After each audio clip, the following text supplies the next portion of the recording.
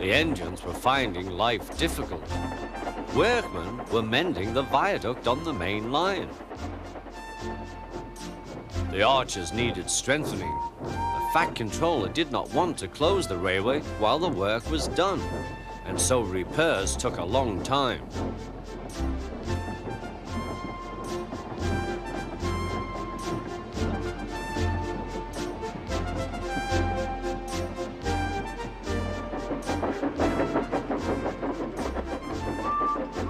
The engines had to take great care when crossing the viaduct, and the delay often made them late on their journey to the junction, where they knew Thomas would be ready to collect his passengers.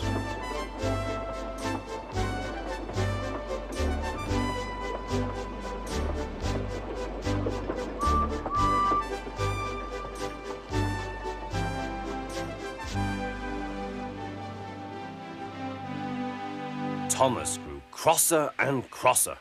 "Time's time," he grumbled. "Why should I keep my passengers waiting while Henry and James dawdle about all day on viaducts?"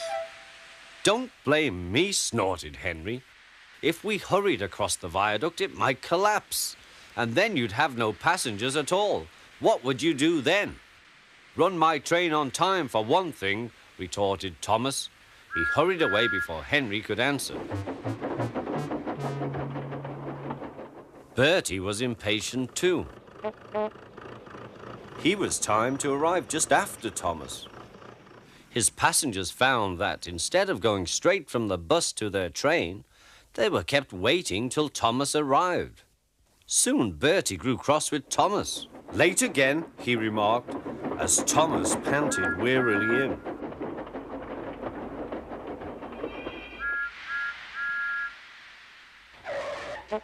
"We may be friends, but I thought you could go fast, Thomas.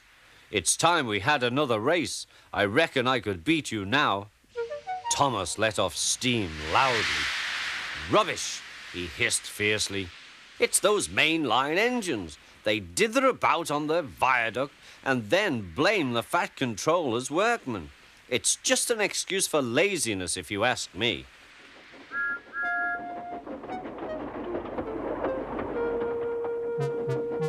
One day, James was later than ever at the junction. "I'm sorry, Thomas," he puffed. "I was held up at the station, and the viaduct made it worse." "It's lucky for you I'm a guaranteed connection," grumbled Thomas.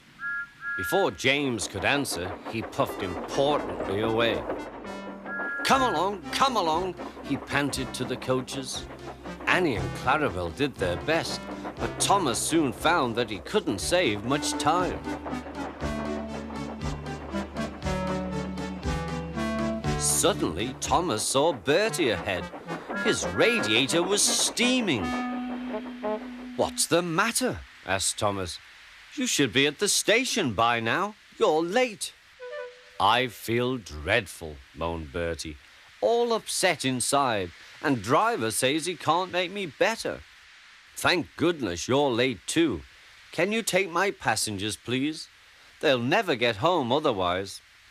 "Of course," agreed Thomas.